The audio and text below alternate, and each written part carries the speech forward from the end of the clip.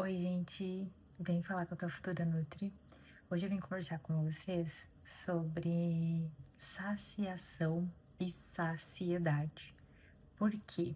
Eu sei que muita gente, praticamente o mundo todo, pensa que para você fazer uma dieta, né, você precisa de estímulos externos. Ou seja, você precisa que alguém te diga o quanto você tem que comer.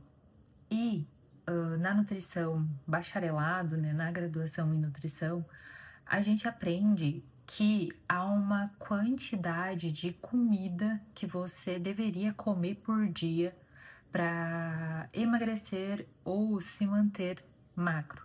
Mas a nutrição, ela não é somente sobre isso. Hoje, o bacharelado em nutrição, né, a graduação em nutrição, te dá a possibilidade, né, me dá a possibilidade de atuar em diversas áreas. A gente não aprende somente a emagrecer pessoas.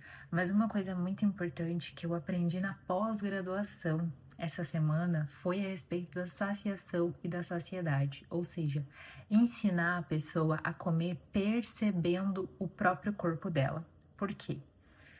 Eu vou envolver, né, Deus nisso, porque eu acredito que Deus criou o ser humano e ele fez todo esse mecanismo fisiológico que existe em nós.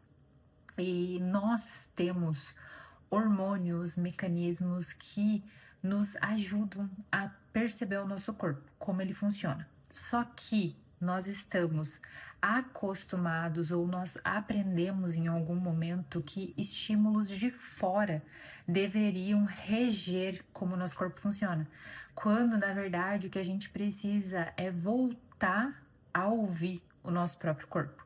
Então foi isso que eu estudei numa aula de neurociências, né, do comportamento alimentar, os aspectos bioquímicos ali do funcionamento, de como é o nosso comportamento em frente à comida. E esse termo saciação, ele tá diretamente relacionado ao momento que você está comendo. Então, para você sentir que é momento de você parar de comer, você precisa estar prestando atenção no que você está comendo, no cheiro, no gosto, se aquilo está agradável para você. Você precisa entender o tamanho da porção, né? Porque, assim, tem pessoas que naturalmente precisam comer mais e têm mais fome, e tem pessoas que naturalmente comem menos e têm menos fome. Mas quando você só ouve estímulos externos, você não entende isso. Então, uma coisa que o comportamento alimentar, a nutrição dessa parte ensina é você voltar a se ouvir. Então, esse sentimento de saciação, ele vai acontecer enquanto você está comendo. É você perceber que você está pleno.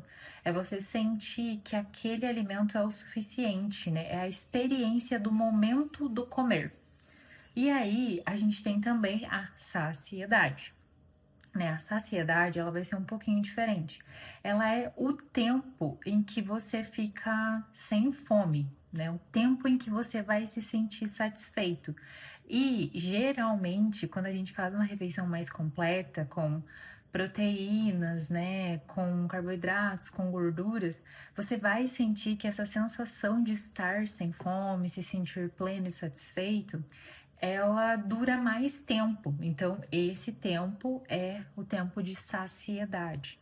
Então, se conhecer sobre isso, é entender quais pratos e com quais alimentos você passa mais tempo saciado, né? Se esse é o teu objetivo, porque tem pessoas que trabalham muito, não tem tempo para fazer lanches, então você tem que começar a se perceber que alimentos você tem que ter no prato, que alimentos você tem que colocar no prato que te deixe mais saciado, né, por mais tempo. Então, essas duas coisas, elas são, saciação e saciedade, são coisas diferentes, mas elas estão interligadas. E eu estava observando também nos estudos, né, que os alimentos ultraprocessados, a gente tem essa dificuldade de parar de comer e de se sentir saciado por mais tempo, porque eles não têm nutrientes, né? Então imagina, sem nenhum nutriente, né? Imagina como que tu vai ficar se sentindo saciado sem nenhum nutriente. Então é mais difícil, né? E quando você tem mais nutrientes no prato, esse é o cenário ideal para você passar mais tempo saciado.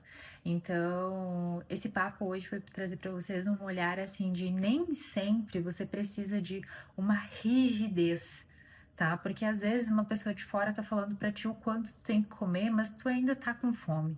E na verdade, o nosso corpo ele é inteligente o suficiente para te mostrar o quanto tu deveria comer sem te causar um ganho de gordura excessivo, tá? Então por isso que a gente tem que ficar alerta aos nossos sinais. Um grande abraço.